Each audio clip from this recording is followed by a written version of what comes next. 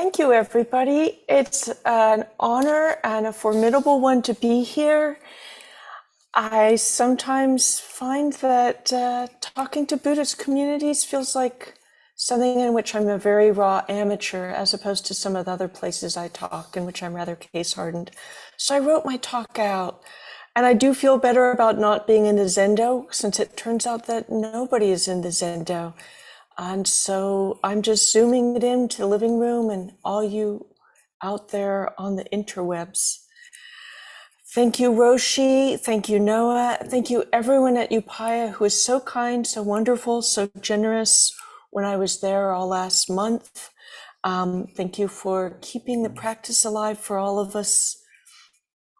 I also want to thank San Francisco Zen Center, where I started sitting in 2001, and to my teacher, Zenke Blanche Hartman there.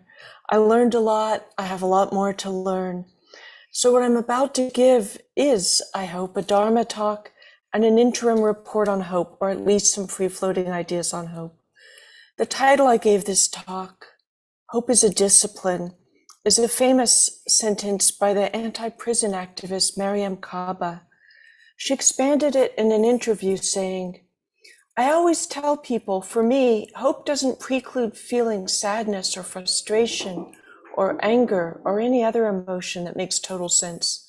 Hope isn't an emotion, you know. Hope is not optimism.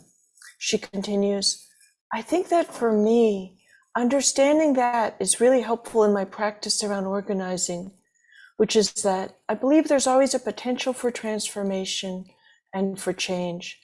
And that is in any direction, good or bad. The idea of hope as a discipline is something I heard from a nun many years ago, who was talking about it in conjunction with making sure we were of the world and in the world. Using it in the afterlife, living in the afterlife already in the present was a form of escape, but that actually it was really, really important for us to live in the world and be of the world, that nun taught us. The hope that she was talking about was this grounded hope that was practiced every day, that people actually practiced all the time. And so Kaba concludes, I bowed down to that. And she adds, I've heard that many years ago and I felt the sense of, oh my God, that speaks to me as a philosophy of living, that hope is a discipline and that we have to practice it every single day. Because in the world in which we live, it's easy to feel a sense of hopelessness, that everything is bad all the time, that there is nothing going to change ever, that people are evil and bad at the bottom. I feel sometimes that it's being proven in various different ways. So I get that. I really get that. I understand why people feel that way. I just choose differently. I choose to think a different way, and I choose to act in a different way. I choose to trust people until they prove themselves untrustworthy. So that's Mariame Kaba. Here's a bit of me. The word hope means different things to different people. Some people conflate it with optimism, although I think they're radically different, even opposite. Optimism assumes a positive outcome. Hope assumes only possibilities. The former requires little of you, the latter much. Hope hands you many burdens that despair and cynicism seem to offer to relieve you of.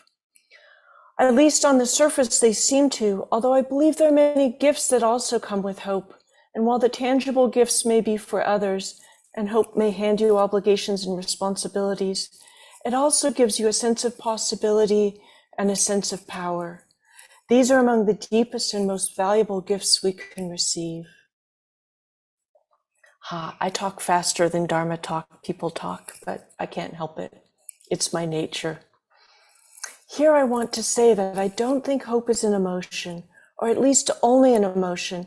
As Kaba points out, you can be heartbroken, desperate, anxious, and hopeful. People have been hopeful in the most desperate situations, and that's when hope matters. That's what it's for. The Czech playwright Václav Havel says, hope is not prognostication. It is an orientation of the spirit, an orientation of the heart. It transcends the world that is immediately experienced and is anchored somewhere beyond its horizons. Hope in this deep and powerful sense is not the same thing as joy, that things are going well, or a willingness to invest in enterprises that are obviously headed for early success, but rather an ability to work for something because it is good, not just because it stands a chance to succeed. It's important to say that when Václav Havel says that, he lived in an authoritarian Czechoslovakia. He'd been sent to jail by the regime many times for speaking out for democracy and human rights, for being a gadfly and a provocateur, for being a creative writer in a country that preferred no creativity and imagination. It's easy to read that and know that the Czechoslovakian government would implode, as all the governments of Eastern Europe would, in only a few years afterwards. But he said that at a moment where he didn't know if that regime would outlast his life, a regime in which he couldn't possibly know he would become president of the new Czech Republic after he helped topple the Czechoslovakian regime. And nonviolent direct action, civil society activists across Eastern Europe toppled so many regimes at the same time. That magic season of 1989 in Poland and East Germany, in Czechoslovakia and Hungary, in complicated ways in Romania, Bulgaria, and other nations. It was extraordinary and transformative, and one of the things that gave me hope. It's worth noting that the inconceivable happens regularly, and then it comes to seem mundane. The ways in which it was inconceivable themselves become hard to conceive. We live in a world that was inconceivable 50 years ago, and one of the ways I've been trying to help people imagine that despite the catastrophe of climate change, the current round of authoritarianism, the other crises of our times, there is a good future possible, is to think about the moment we're in right now in 2023 and how inconceivable it was in 1973. 50 years ago, in 1973, the Black civil rights movement was often thought to have run aground, but rights for gay and lesbian and queer people had really begun to take off. Rights for women and the women's movement had really begun to take off. Indigenous rights after the Alcatraz occupation had really begun to take off. I'm a year older than Rachel Carson's Silent Spring. I was born in a world that had no environmental movement, although traditional peoples and indigenous peoples remembered what industrial society forgot. But nevertheless, the environmental movement was just taking off in 1973 and had just accomplished some major things with the Clean Air Act, the Clean Water Act, was just beginning to really become a movement as groups like the Sierra Club stopped being just conservation groups, protecting isolated pretty places, and began to understand the interconnectedness of all things, the systemicness of all things, that you had to deal with air pollution and water pollution, with how we lived and traveled, with what we ate, that you couldn't just set places apart because everything is connected.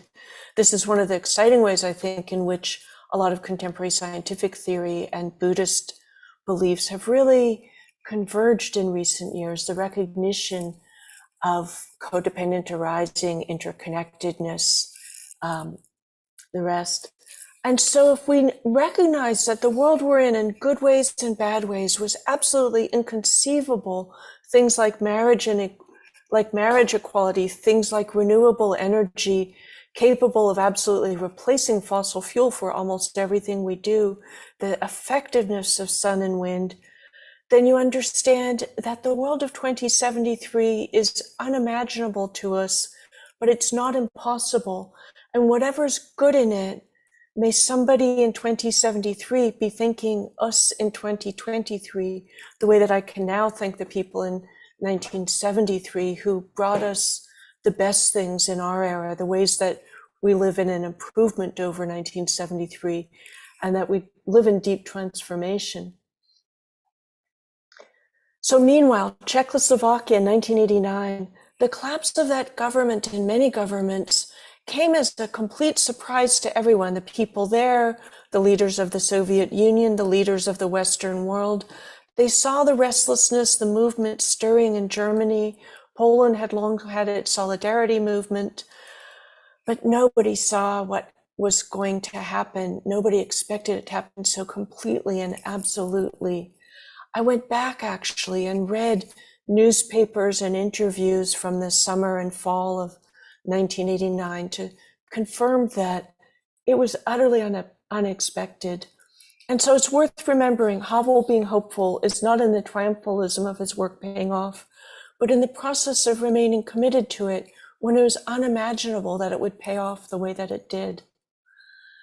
So this is why I have taken to saying that I respect despair as an emotion, but not as an analysis.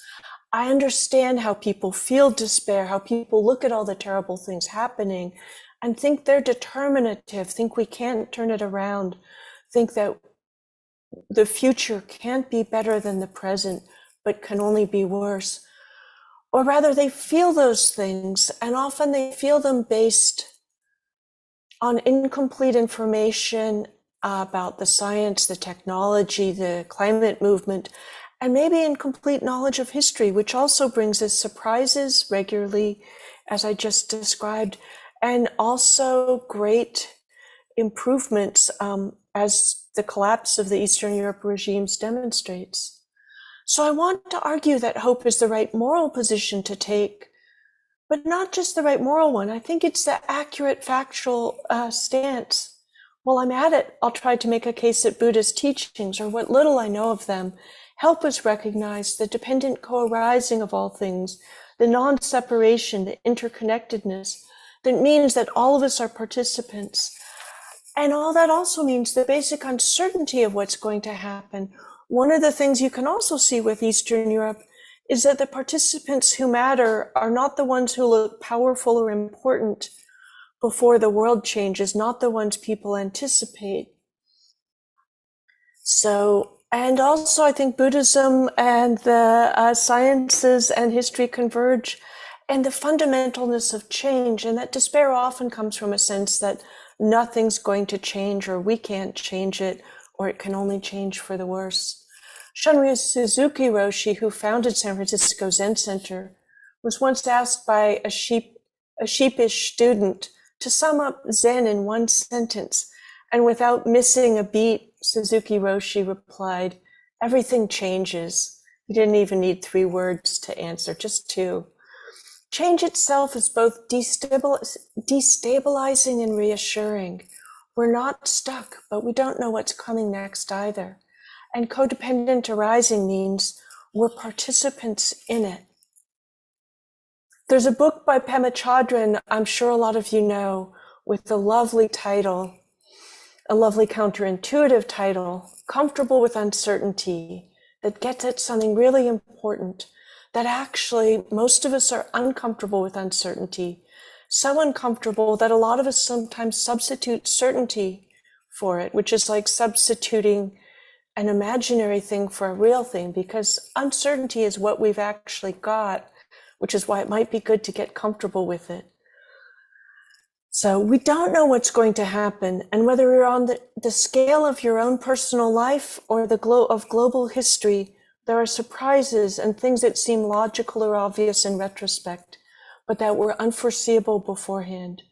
We don't know what's going to happen, which is the essence of uncertainty. Pema Chodron writes, "Letting there be room for not knowing is the most important thing of all. When there's a big disappointment, we don't know if that's the end of the story. It may just be the beginning of a great adventure. Life is like that. We don't know anything. We call something bad, we call it good, but really we just don't know. But also we don't know what's going to happen, because what's going to happen is due in part to what we do or don't do. The future is being made in the present, and we have agency in the present, that our actions matter. We are making the future now. Both optimists and pessimists, to say nothing of cynics and defeatists, tend to speak as though the future has already been decided, as though it's foreordained, predetermined, and as though they have certainty about it. And that, I guess, is comfortable with certainty, but it also is wrong, because we don't know what's going to happen, partly because we're deciding what's going to happen by what we do or don't do. So this is nowhere more true than with climate.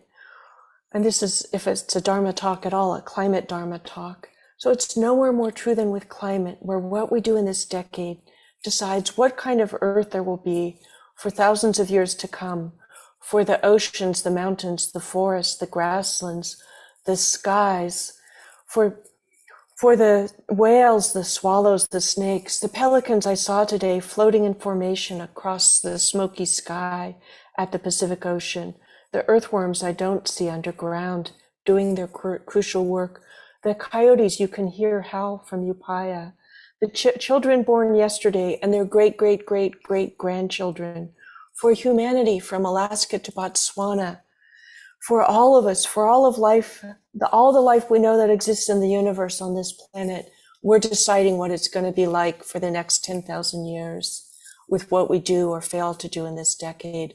That's what science tells us. This is the decisive decade. And it's not decided yet, because the best case scenario we can still reach for, as the Secretary of the United Nations, a great voice for climate, reminded us again today, the best case scenario is radically different than the worst case scenario. If we do everything we can versus we do nothing, is determinative. If there's nothing, if you know what's going to happen, if the future is already decided, then you've gotten yourself off the hook. You can kick back and relax. Or at least for those of us in the comfortable world, those of us who aren't directly impacted, we get to act as though that's true. Because for us, saying there's nothing we can do makes our lives easier. For people in desperate situations, it means surrendering to direct harm, immediate harm. Their children are going to starve. The dictator will be powerful forever. They'll never get out of the death camp or the gulag. The torture will never end. The destruction will never end. The land will be destroyed. And so desperate people mostly don't surrender. They may feel despair. They may feel all kinds of sorrow and pain and suffer deeply, but they tend to not give up. And I've learned so much from them. The Zapatistas, the Coalition of Immokalee Workers, the survivors of the death camp, like Viktor Frankl, at my own ancestors who struggled. So certainty justifies inaction. Uncertainty demands action. And inaction itself is a kind of action, a decision not to participate in shaping the future, which, like not voting, not responding to somebody who's drowning, not helping somebody you see in an emergency, that's also a form of action. There is no real inaction. One of the common misnomers of people who don't know much about Buddhism, I grew up with this idea that all Buddhists are really just furiously meditating away to get off the cycle of birth and death and kind of hightail it to nirvana, lickety-split. One of the things I love about Mahayana Buddhism, and where it dovetails, I think, with activism, is the Bodhisattva vow, to continue on the wheel of birth and death until all beings are liberated, is first of all a gesture of responsibility for others, for the well-being of the whole. But what really impresses me now is that it's also an assertion of your essential robustness, of seeing yourself as strong, able to give, to care, to do, to have agency, as a participant in making the world, an actor in history, not just acted upon. It's a very different sense of self than many other aspects of contemporary mainstream culture give us, when they encourage us to see ourselves not as actors, but only acted upon, as fragile rather than strong, as helpless, to see all difficulty as damage and all damage as irrecoverable. I'm always so grateful to Roshi for talking about post-traumatic growth and seeing suffering sometimes as the crucible in which we're forged. And I just heard something remarkable from Andrea Gibson, Colorado's new poet laureate, somebody dealing with, I believe, terminal cancer, a non-binary person, and a profoundly insightful spiritual and poetic person, when they said that they used to regard difficulty as something that wasn't supposed to happen, whether it was a terminal diagnosis or the snowplow knocking over the mailbox, and their life changed when they accepted that maybe difficulty is normal, it's supposed to happen, we're made to deal with it. And I think that the Bodhisattva vow incorporates something of that. Life is not necessarily supposed to be easy, predictable, and safe. And since I began talking and writing about hope 20 years ago, I've also had to spend a lot of time confronting the logic of an attachment to hopelessness and defeatism. What does it give you? It gives you a lot, but I think that depends on what you want. And I came up with a parable recently, a shipwreck in which passengers are cast into the waters as the ship goes under. The first set of passengers says, we're all going to drown, there's nothing we can do. And they decide to do nothing, and then they drown and are proven right. The second set of passengers says, we don't know whether we'll survive this, but we'll try. And maybe some of those get picked up by another ship or find some wreckage to float on until it gets near shore, or actually swim to land, or the lifeboats in which a lucky third group are bobbing around. Some of the second group drown. They're right, they don't know, and they may be wrong that their efforts will end in success, although they didn't assume that. They just thought it was worth trying. They accepted the unpredictability of the moment. I think it's better to fail at success than succeed at failure. And there's a lot of succeeding at failure out there, certainly in the activist circles I have been moving in a lot of my adult life. The funny thing is, though, I think even people banking on failure are often wrong, and you find that they don't come back when their predictions don't seem true. One of the interesting things, I think, is when you sound cynical, defeatist, tough, despondent, you're often seen as pragmatic, realistic. You usually don't get reproached for it, but if you're hopeful, you often get told you're a dreamer, that's impossible, it will never happen. A nice little thing happened to me yesterday. I picked up a card, or I opened a poetry book that I hadn't looked at in a long time. And one of those little activist handout cards announcing inaction fell out of it. It was for a protest against the Keystone Pipeline, which would have brought the Keystone XL pipeline, which would have brought the dirtiest crude in the world from the Alaska tar sands to refineries in the United States for export. And it took 10 years to stop it. And all through those 10 years, there were people who said we would never win, we were wasting our time, we weren't going to succeed.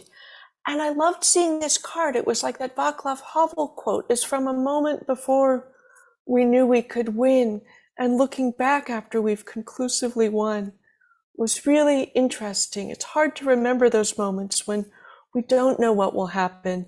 The uncertainty we have once, the uncertainty about the future once it becomes the more or less certainty we have in the present.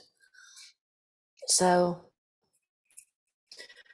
seriously, about those lifeboats, people directly facing danger are usually highly motivated to do everything they can for themselves and others. It's what my studies of disaster taught me. In crisis, most people are brave, altruistic, creative, resourceful, deeply empathic, and often quite selfless.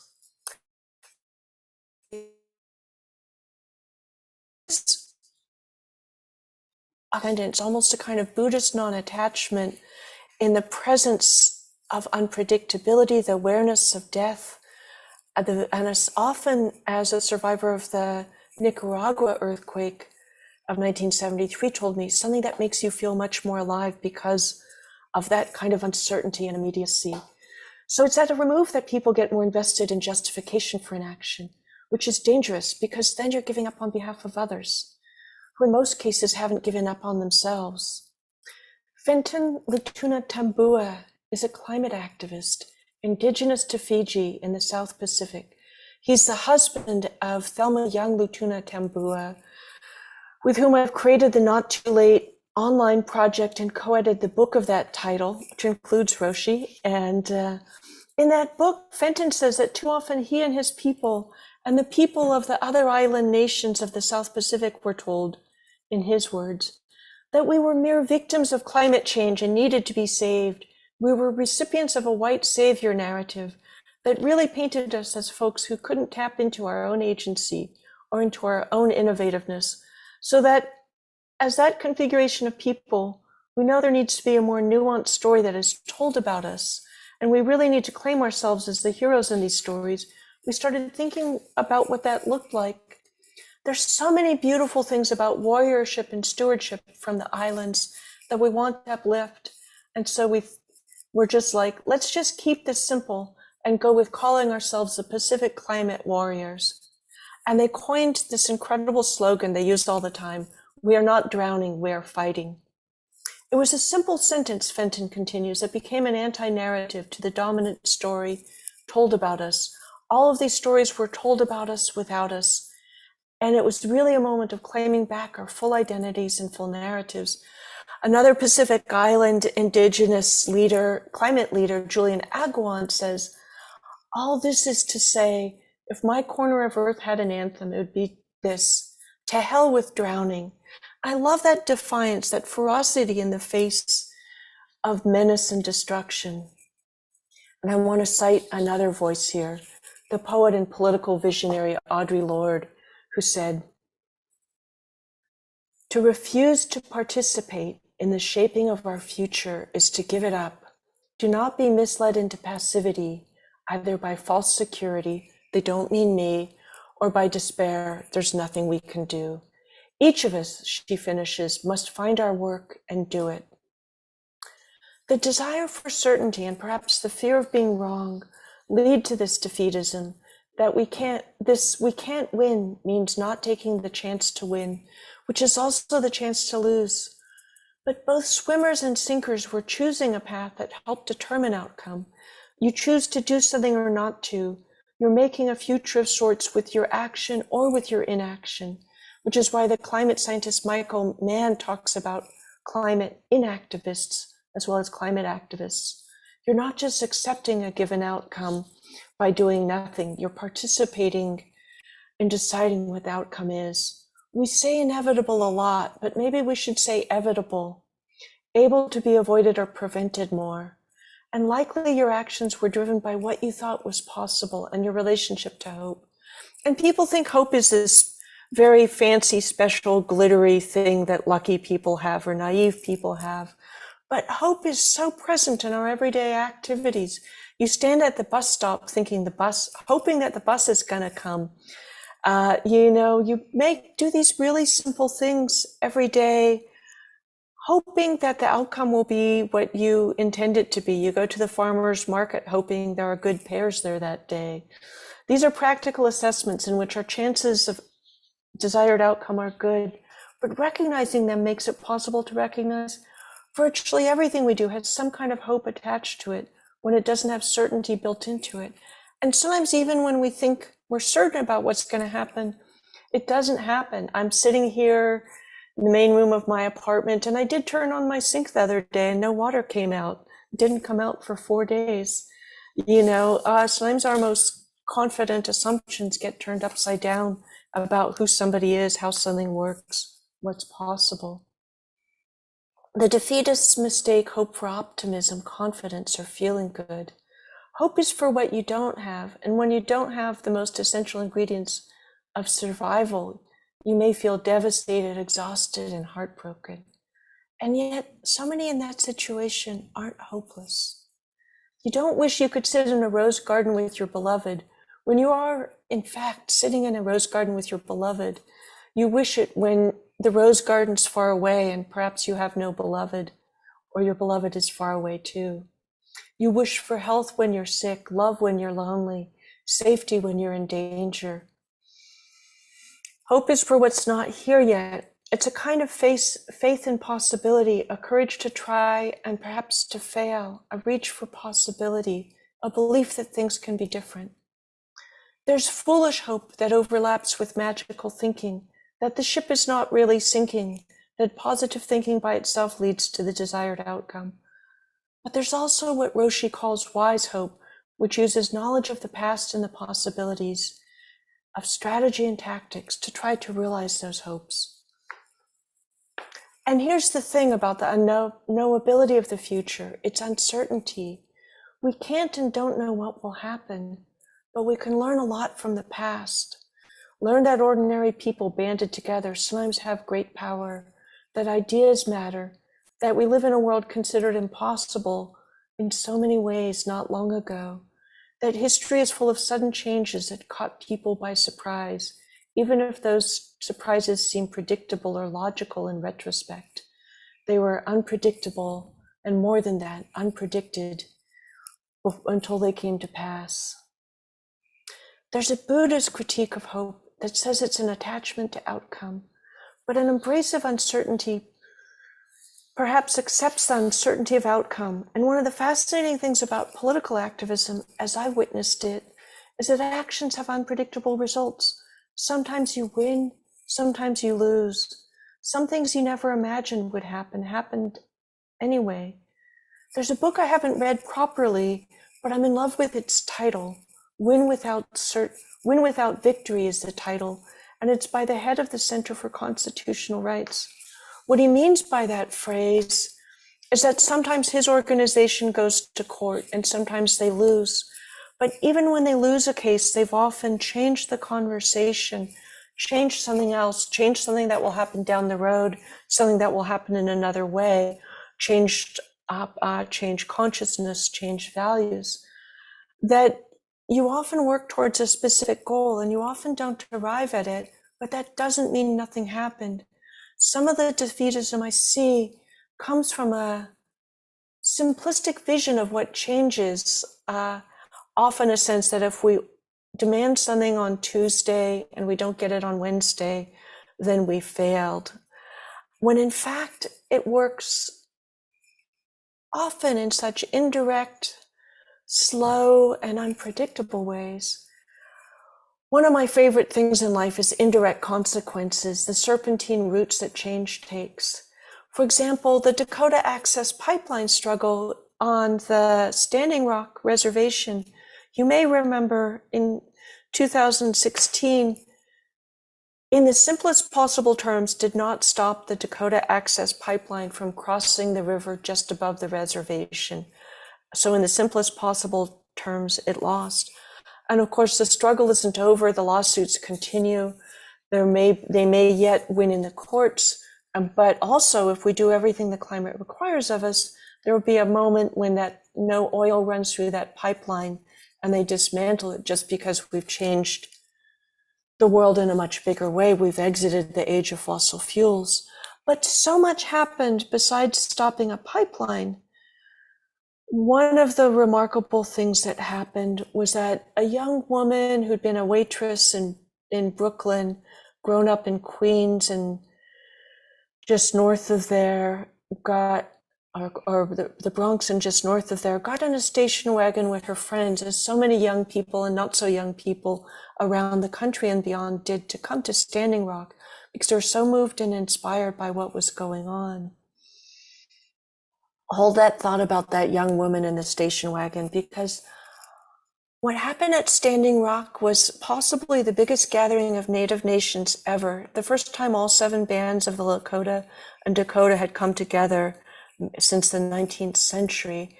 It was a moment when veterans of the U.S. Army showed up by the hundred and on bended knee apologized for the genocide against Native Americans of the U.S. Army over the centuries.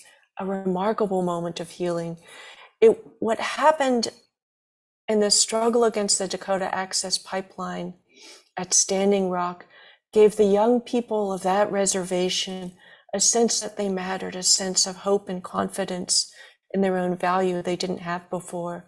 A wonderful man I worked with during the pandemic from Standing Rock told me, and another climate activist told me, it did that for a lot of other young Native people across the world. These things all are so beautiful and important and valuable and transformative.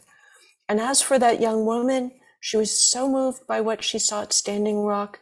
She came home and decided to run for office, and she ran against a congressman as a young 20-something unknown, younger than any woman who'd ever been elected to Congress before. She ran against the third most powerful Democrat in Congress. The odds, you can imagine, were not something most people assumed were good. But she won, and you've heard of her because her name is Alexandria Ocasio-Cortez, and her election isn't where this story stops, because she introduced the Green New Deal to Congress that was created by the Sunrise Movement, the young people's climate movement that really launched in 2018, the same year as her campaign. And we all know the Green New Deal did not pass. And again, we can say that it was failure, but it changed the conversation in the most beautiful and extraordinary ways. All my life, people talked about jobs versus the environment, but it was called the Green New Deal because it recognized doing what the crisis requires of us is a huge building project. It will create hundreds of thousands of great new jobs. It changed the conversation about what was possible, what we need to do, what we can do. And it influenced a lot of other places to do versions of the Green New Deal. And it became really kind of a template for Joe Biden's platform as a presidential candidate.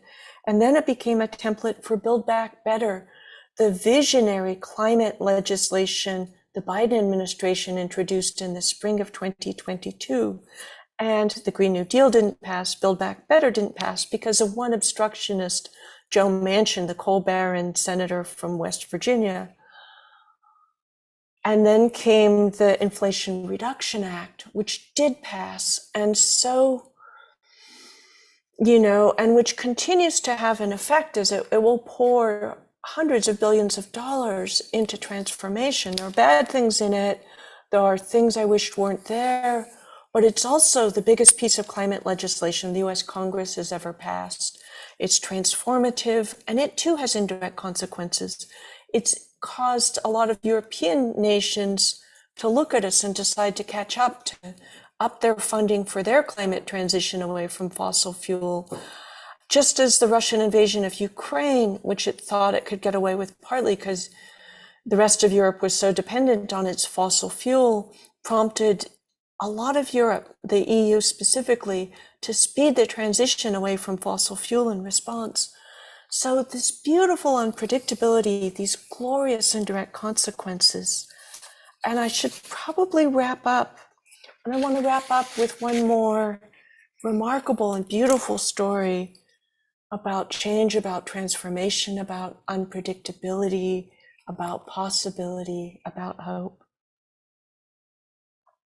In 2019, Greta Thunberg, the Swedish climate activist who galvanized a global youth climate movement, including in Asia and Africa, gave a talk to the British Parliament. Greta Thunberg, as you know, had started when she was 15 alone.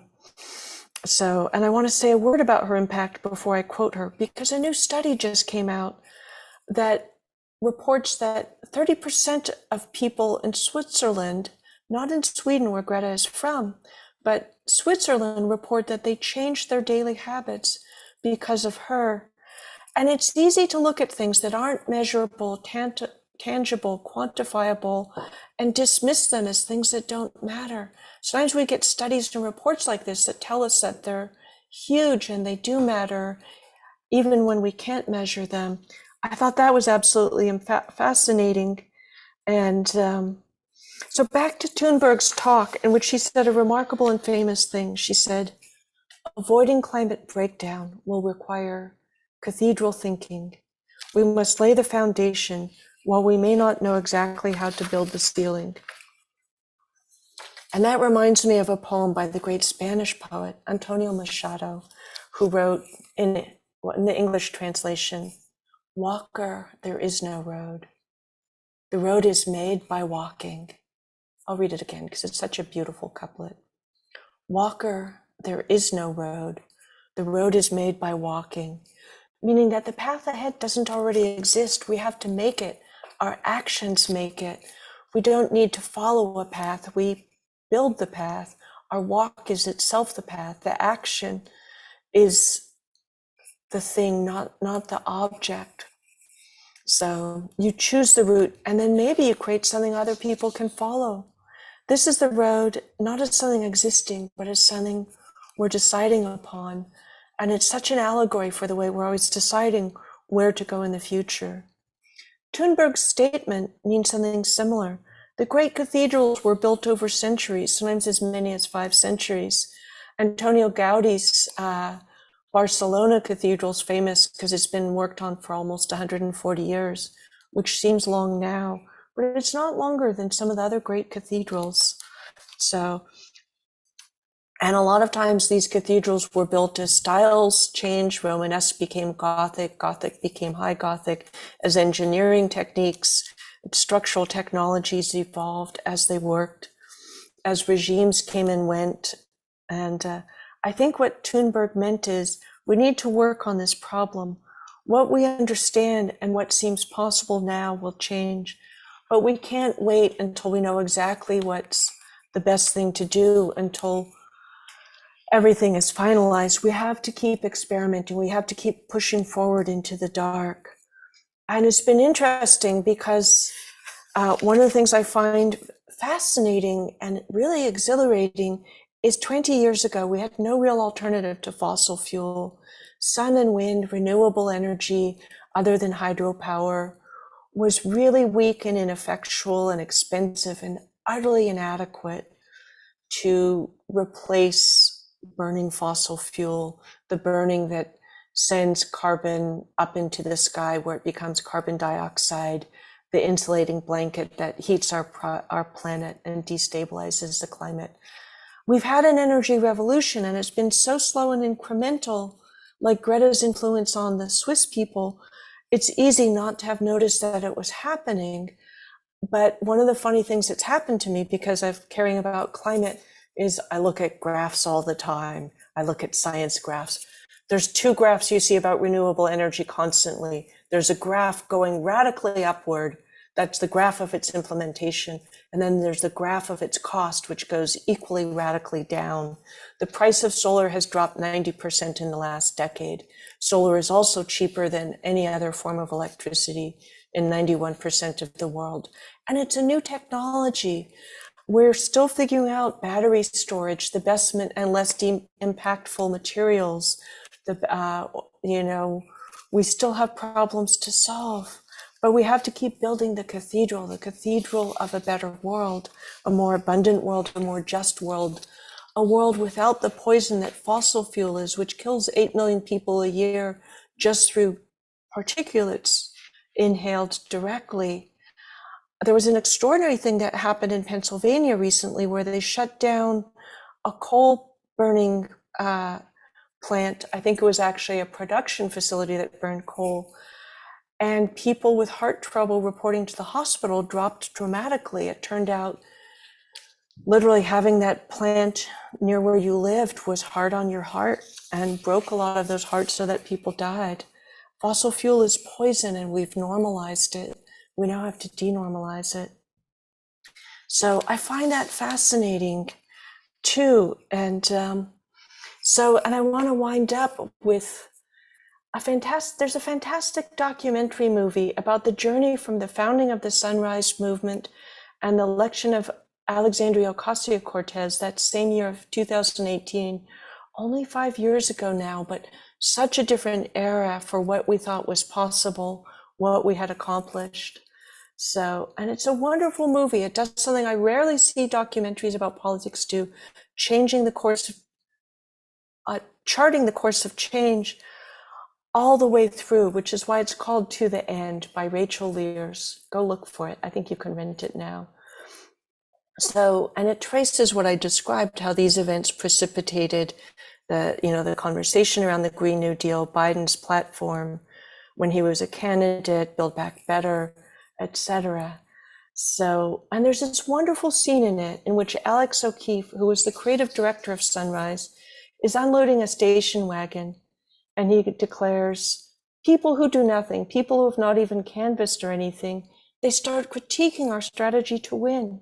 But how are you going to win? What's your strategy? Is it realistic? Can we win? Who cares if we can win, man? We're just unpacking boxes. You do things step by step. And he says this as he's unpacking boxes.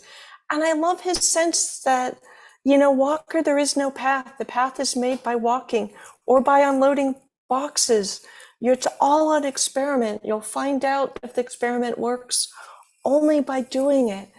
And it's a very simple, pragmatic statement, but it's also a profound statement about coming to terms with the unpredictable. It's cathedral thinking. You build the foundation while you're still figuring out the ceiling. Thank you all. May we look up from our foundations and see the most beautiful ceilings, or beyond them the skies and the stars and the possibilities. Thank you all so much. And I'll see you back in the Zendo one of these days soon. Thank you, Rebecca. And love to you from Kamakura. So grateful for your words. Thank you, Roshi. I have no idea what crazy time it is there, but you're always surprising in your wakefulness too. Thank you. I will see you soon, my dear. My heart. Yeah. And to you. And thank you, everyone at Upaya. It was so wonderful being with you last month. I'm coming back. Hello, Wendy. And hello, everyone on YouTube. I know I can't see you, but I feel you there, and I'm grateful for your presence and your thoughtfulness, your interest in these ideas. Thank you, Noah, for making it all possible. You tech genius. Thank you so much, Rebecca. And thanks for bringing in that cathedral thinking from Greta Thunberg. It just is a remarkable analogy for so many things. I love how you just bring the Dharma into the practice of saving the world, which, you know, it is, but you really bring it home to where we're at. So thank you for that. Just a few words for what's coming up. We have several online programs this week. We have Hidden Lamp with Reverend Zenshin tomorrow night. No, wait. No, we have Gather and Grieve tomorrow night. So please join Reverend Jessica McKinney. And we have Hidden Lamp with Zenshin Florence Capello on Saturday. And then we have Four Flavors of Love with Frank Ostaseski. That's his program on the Brahma Viharas, the Divine Abodes, starting on Sunday. And then in person, if you're local, please join us for Zazenkai with Sensei Kozan on September 30th. So in about 10 days. The Zendo will be finished then, so be the first into the bright, shiny floor. And then, of course, practice periods starting on October 5th. So join us for those. And Rebecca, thank you so much for your wonderful talk. Usually, you know, those of us who are writing the descriptions are trying to get good quotes. Your talk is basically one good quote after another. So thank you so much. I had a lot of help from Audre Lorde and Greta Thunberg and that young man unpacking the station wagon and so many others. Mariam Kaba with her Hope is a Discipline. Beautiful. Thank you. We'll end with the 4 great Bodhisattva vows, and hope the residents join us here. I'll just mute you, Rebecca, so that we have one voice.